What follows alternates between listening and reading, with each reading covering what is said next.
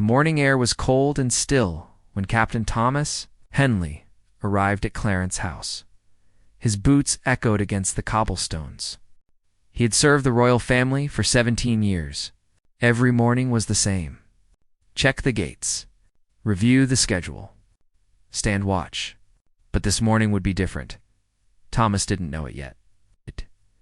But in less than 3 hours, his entire life would change. He nodded to the other guards as he took his position near the east entrance. The sun was just beginning to rise over London. Golden light spilled across the building's stone walls. Thomas straightened his uniform. He was proud of it. The red fabric, the polished buttons. Every thread represented duty and honor. Inside the building, Camilla, the queen consort, was having her morning tea. She sat in the drawing room, her fingers wrapped around a delicate china cup. Across from her sat a man in a dark suit. His name was Marcus Webb. He was head of her new private security team. Your Majesty, Marcus said, his voice smooth and calculated. I've reviewed the current security detail. There are some concerns. Camilla raised an eyebrow. Concerns? Captain Henley, Marcus continued. He's been here a long time. Perhaps too long? My team has spotted inefficiencies. Outdated protocols. We believe a change would serve you better.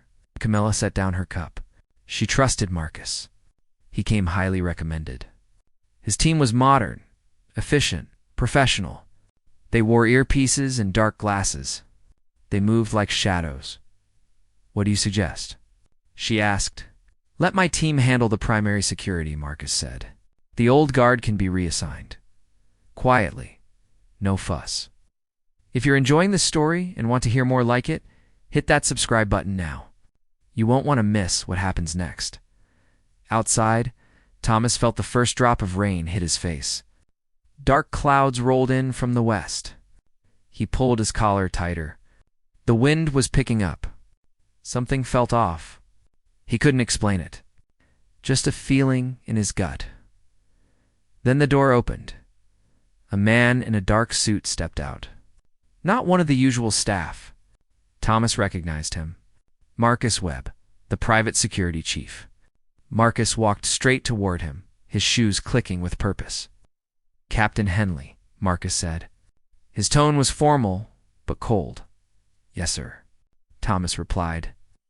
Your services are no longer required at this post. Effective immediately, you're to report to the administration office for reassignment. The words hit like a punch. Thomas stared at him. 17 years? Reassignment? Just like that? I don't understand, Thomas said. On whose authority? Mine, Marcus replied. And the queen consorts? Your replacement will arrive within the hour. Thomas felt heat rise in his chest. Not anger. Something deeper. This was his post, his duty. He had stood here through storms and threats. He had protected this family with everything he had. I'd like to speak with someone, Thomas said, his voice steady. This doesn't follow protocol. Marcus stepped closer. His eyes were hard. You're dismissed, Captain. Don't make this difficult. 2 men from Marcus's team appeared behind him. They wore dark suits and blank expressions. They weren't guards. They were enforcers. Thomas looked at them, then at Marcus. The rain fell harder now. His uniform was getting soaked, but he didn't move. I'm not leaving my post, Thomas said quietly. Marcus's jaw tightened. You're refusing a direct order? I'm asking for proper protocol, Thomas replied. I deserve that much. The tension crackled in the air. Marcus pulled out his phone. He dialed a number and turned away, speaking in low tones. Thomas stood his ground. His heart pounded in his chest. He knew this could end his career. But something told him to stay.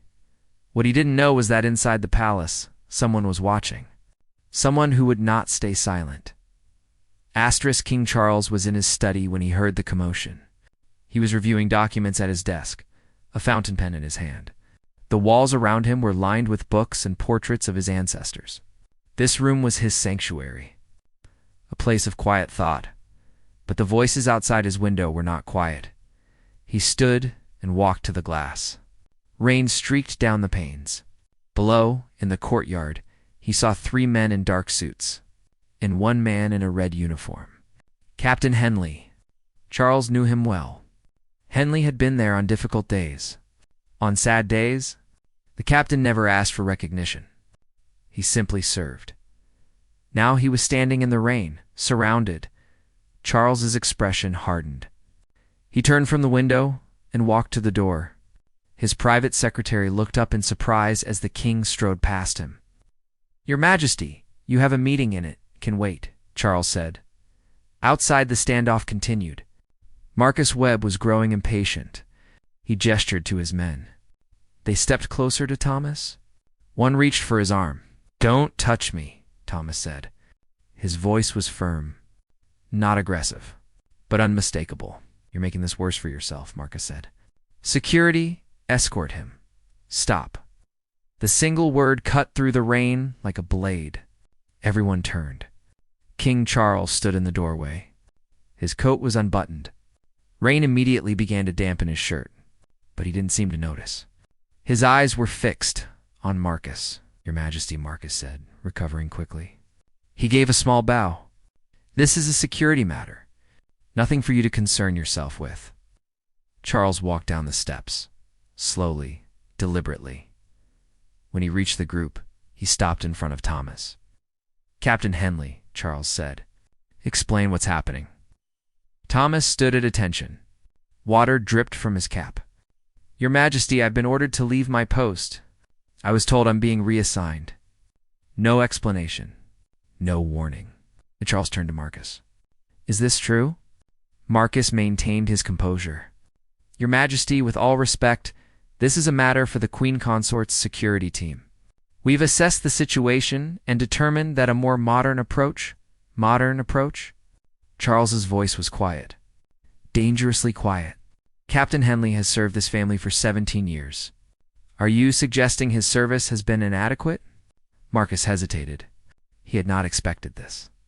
"Not inadequate, Your Majesty. Simply outdated. The threats we face today require different expertise." "Different expertise," Charles repeated. He looked at Thomas. "Captain, in your 17 years, how many security breaches have occurred on your watch?" "None, Your Majesty," Thomas replied. "None," Charles echoed. He turned back to Marcus. "And how long has your team been here?"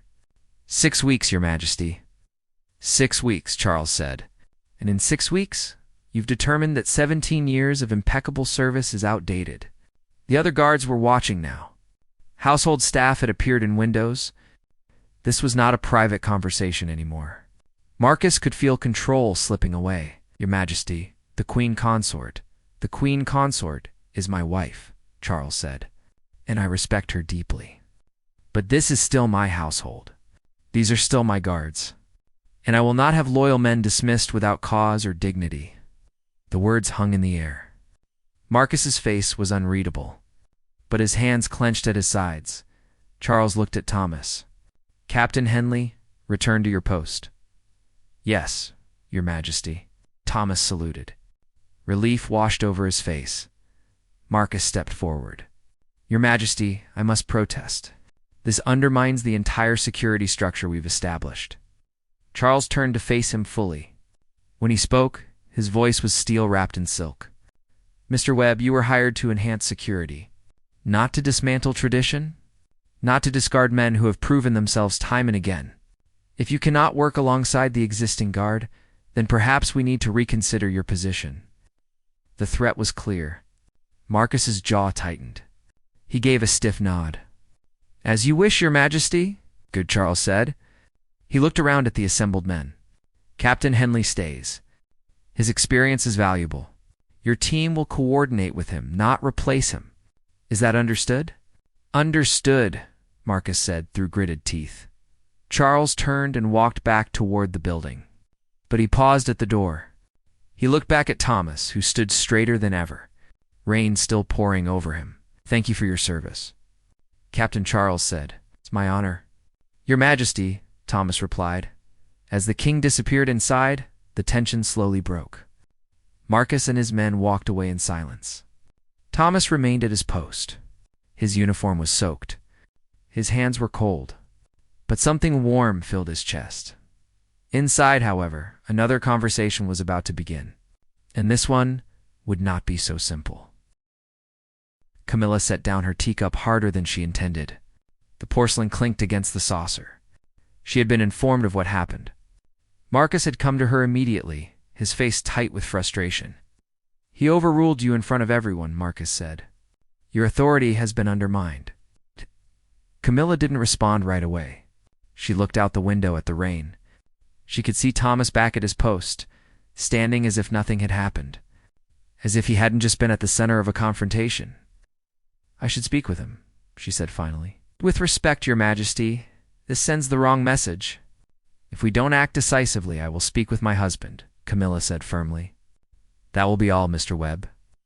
Marcus gave a stiff bow and left. Camilla sat alone for a moment. She wasn't angry, not exactly, but she was confused. Hurt, perhaps? Charles had made his decision without consulting her, in front of everyone. It felt like a public correction. She stood and smoothed her dress. Then she walked through the corridors toward his study. Her heels clicked against the marble floors. Staff members nodded as she passed, their eyes carefully neutral. She knocked once and entered. Charles was standing by the fireplace. His hands were clasped behind his back. He didn't turn when she came in. "Charles," she said. "Camilla." His voice was warm, but there was something underneath it, something resolute. "We need to discuss what happened," she said. "Yes," he agreed. He turned to face her. "We do." She moved closer. "Marcus came to me. He said you overruled my decision." "About Captain Henley." "I did," Charles said simply. Camilla paused. She had expected more. An explanation. An apology, perhaps. Not this quiet confirmation. "Without speaking to me first," she continued. "There wasn't time," Charles said. "A good man was being dismissed in the rain." "For no good reason?" "For security reasons," Camilla corrected. Marcus explained that Marcus wants control. Charles interrupted gently. "I understand that. He's good at his job, but so is Captain Henley. And Henley has earned the right to be treated with dignity." Camilla felt a flash of defensiveness. "I trust Marcus. He's protected me. His team is professional." "I don't doubt it," Charles said. "But trust must go both ways. The guards who have served us for years deserve our trust too." "This isn't about trust," Camilla said. "It's about doing what's best for the household." "Is it?" Charles asked. He walked to his desk and leaned against it. "Or is it about change for change's sake? Replacing what works because it's old?" Camilla crossed her arms. "That's not fair." "Perhaps not," Charles admitted. "But I watched from my window. I saw 3 men cornering one. I saw them treating a veteran guard like a problem to be removed. And I couldn't allow it." "Could have spoken to me first," Camilla said. Her voice was quieter now. "You made me look weak." Charles's expression softened. He moved toward her. "That was never my intention. I'm sorry if it felt that way." "But you're not sorry for what you did," she said. "No," Charles said honestly. "I'm not."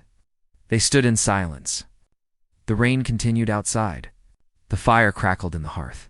This was the delicate balance of their lives. 2 people with responsibilities. 2 people who didn't always see things the same way. "I need to be able to make decisions too," Camilla said.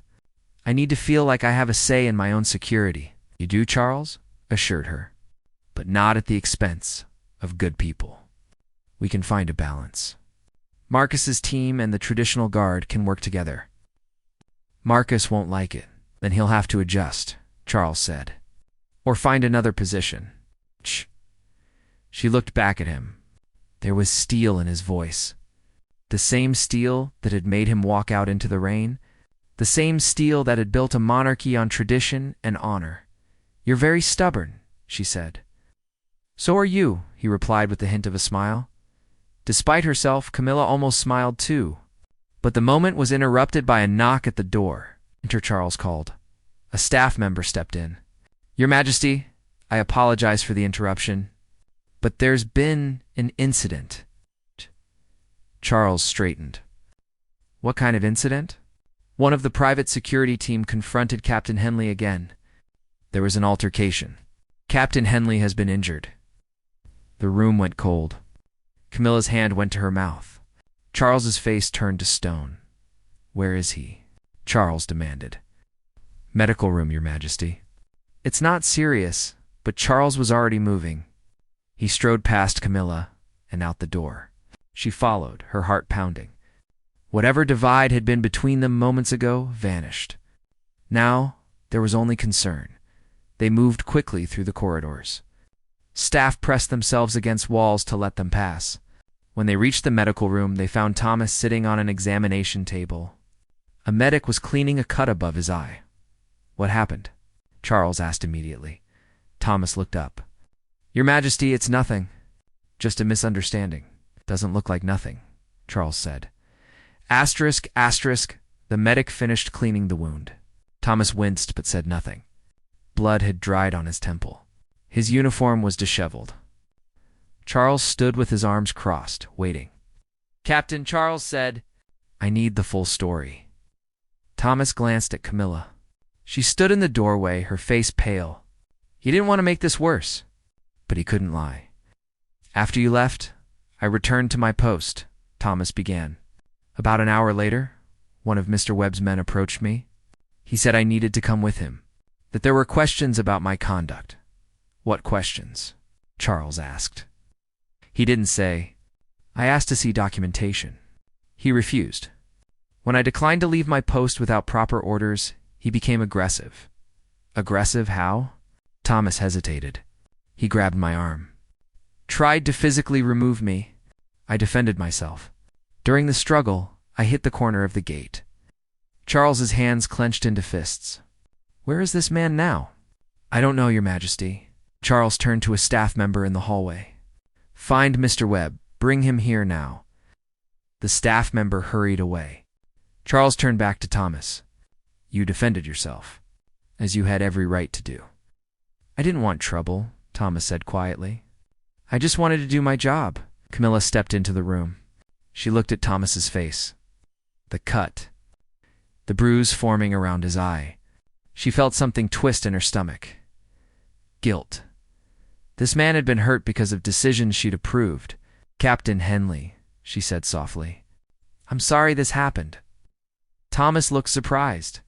Your Majesty, you have nothing to apologize for. I do, she insisted. I approved the security changes without understanding the full situation. I should have been more careful. Charles looked at his wife. Their eyes met. In that moment, something unspoken passed between them. An understanding. Footsteps echoed in the hallway. Marcus Webb appeared, flanked by two of his men. He saw the scene, and his expression hardened. You wanted to see me, Your Majesty? Marcus said, as Charles replied. His voice was ice. I want to know why one of your men assaulted my guard. Assaulted. Marcus's eyebrows rose. That's a serious accusation. And I'm making it seriously, Charles said. Captain Henley was injured while defending his post. Your man attempted to forcibly remove him. Marcus looked at Thomas, then at the medic, then back at Charles. I'm sure there's been a misunderstanding. My team was simply following protocol. What protocol? Charles demanded. The protocol that says you can manhandle royal guards. The protocol that says physical force is acceptable.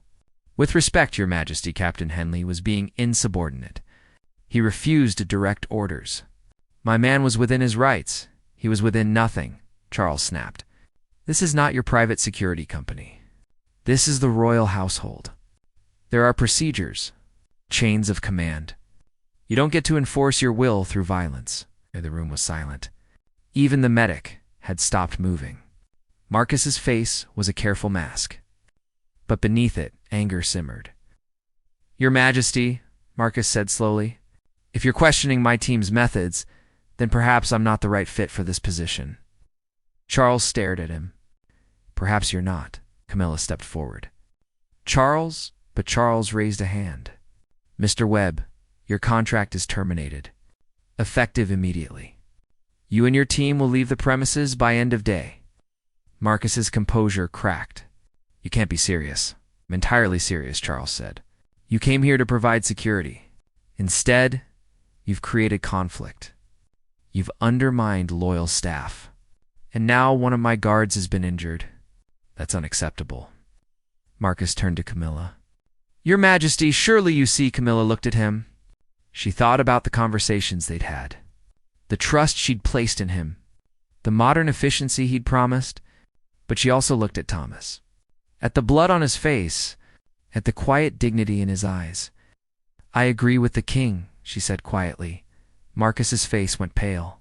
He opened his mouth, closed it, then gave a stiff bow. "As you wish," turned and walked out. His footsteps echoed down the hall, hard, angry. When he was gone, Charles let out a breath. He ran a hand through his hair. Then he looked at Thomas. "Captain, you'll need to give a full report. I want everything documented.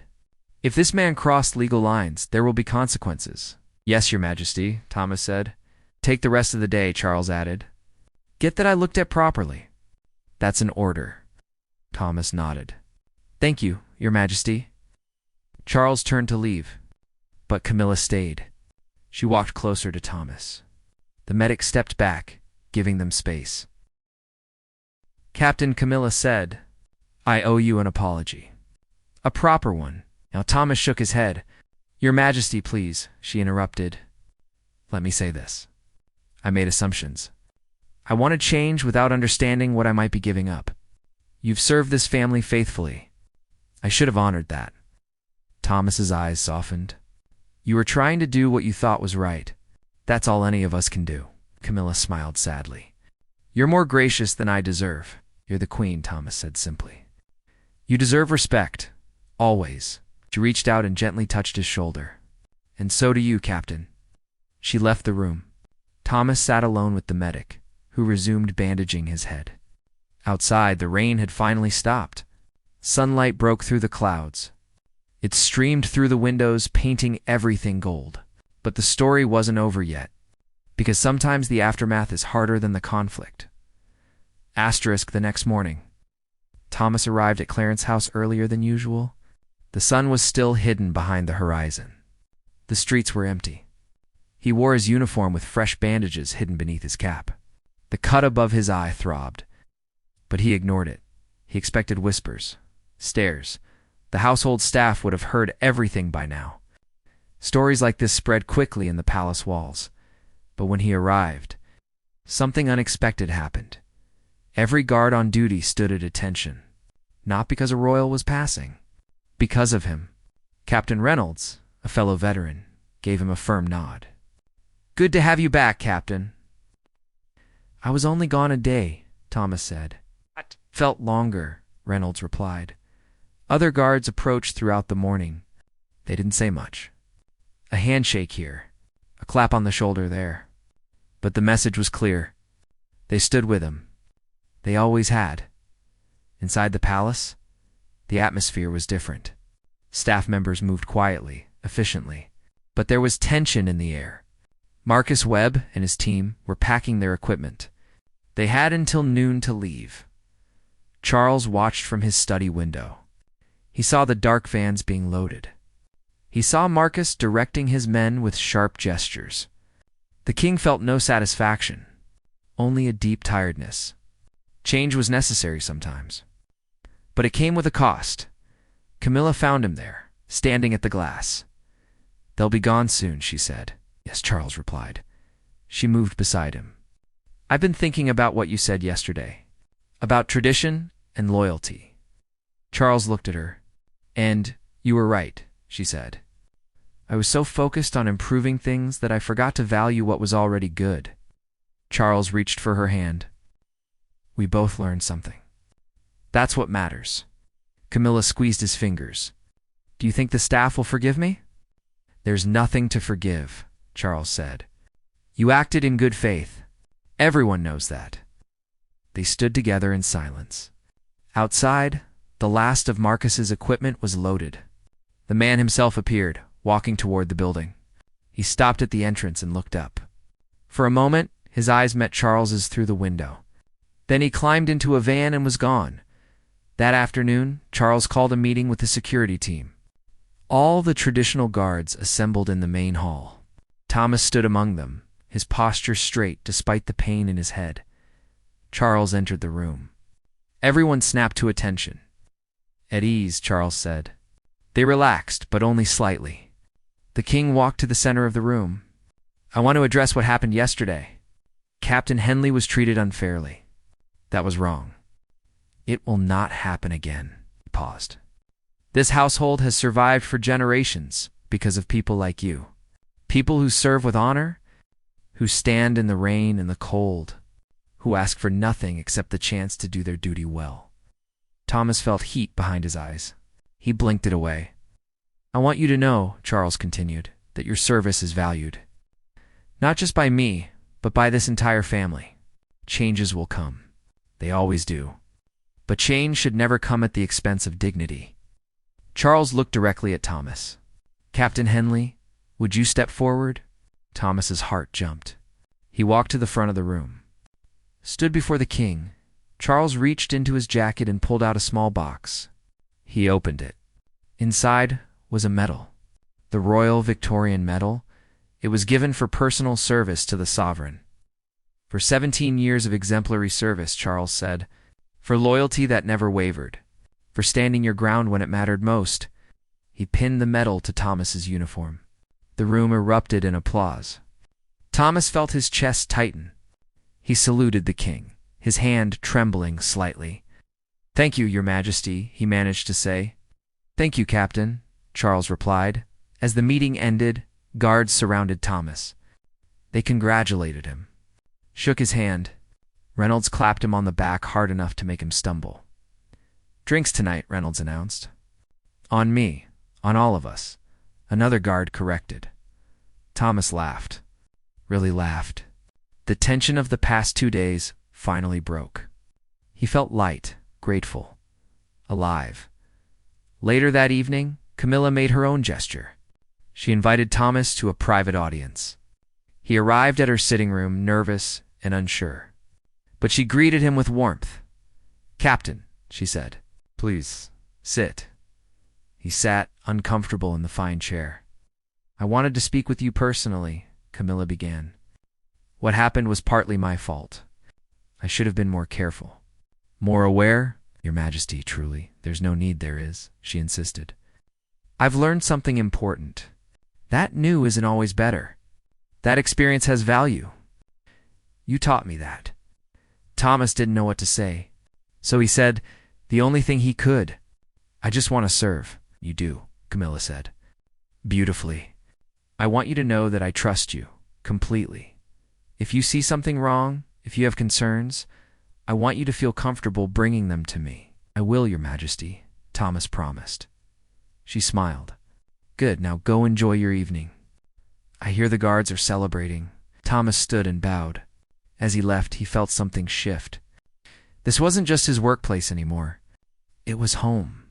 And these people, the royal family he served, they weren't just figureheads. They were human, flawed, but trying. That night, in a pub near the palace, the guards gathered. They raised their glasses to Thomas. They told stories. They laughed. Outside, London buzzed with life. But inside that small pub, surrounded by brothers in arms, Thomas felt something perfect. He felt seen, valued, loved. But the story's truest ending came a week later. In a moment so small, most people missed it. 7 days after the incident, Thomas stood at his post as dawn broke over London. The city was waking up. Birds sang in the trees. The air smelled of morning dew and fresh bread from a nearby bakery. He heard footsteps behind him. Light. Measured. He turned. King Charles approached, dressed casually. No formal attire. Just a coat and scarf. He walked alone, which was unusual. The king rarely moved without someone accompanying him. Your Majesty, Thomas said, standing straighter. Captain Charles replied. Mind if I join you for a moment? Of course not, sir. Charles stood beside him, looking out at the street. They were silent for a while. Just two men watching the sunrise. I used to do this as a boy, Charles said finally. Stand with the guards. My mother would scold me for it. Said it wasn't proper for a prince to loiter. Thomas smiled. I imagine you didn't listen. Not often, Charles admitted. I was fascinated by them. The guards. They seemed so strong. So certain. I envied that.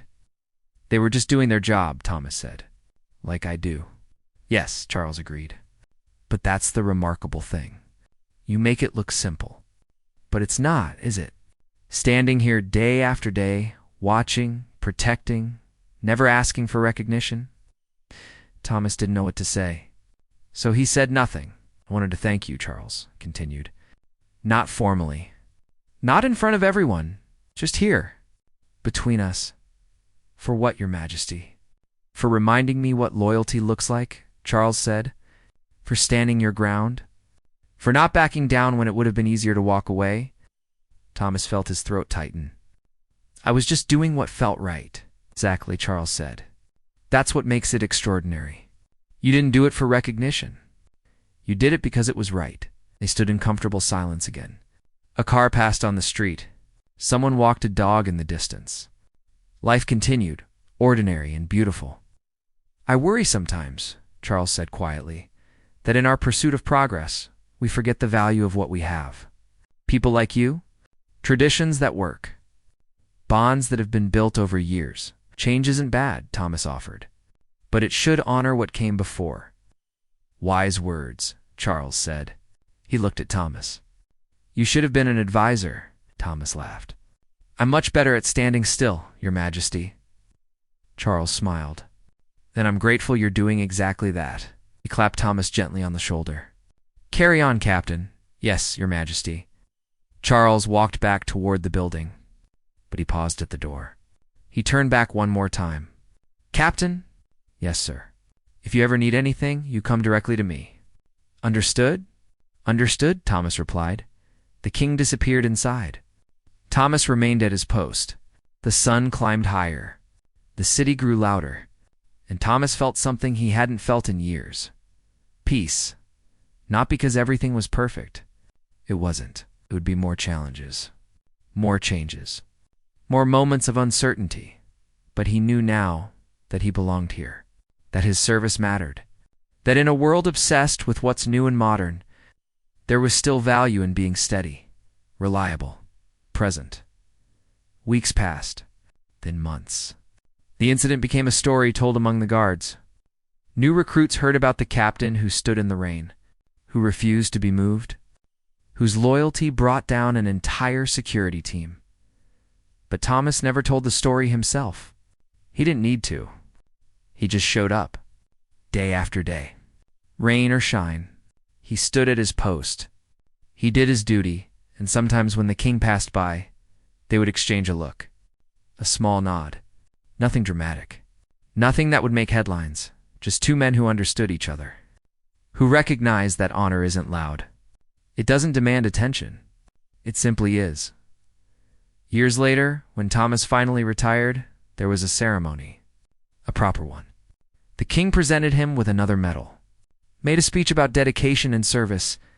The crowd applauded, but the moment Thomas treasured most happened afterward. In a quiet hallway, away from everyone else, Charles found him. You'll be missed, Captain, the king said. Thank you, Your Majesty, Thomas replied. It's been an honor. Charles extended his hand. Not a royal gesture. Just a handshake. Man to man, the honor, Charles said, was mine. They shook hands, and in that grip was everything. Respect, gratitude, the bond forged between a king and the man who stood guard while he slept. Thomas left the palace that day with his medals and his memories. He walked through the gates one last time as a member of the royal guard. The younger guards saluted him. He saluted back, and as he stepped onto the street, into the rest of his life, he carried with him the most valuable thing a person can have. He knew he had mattered, not because of titles or recognition, but because when it counted, he had stood firm.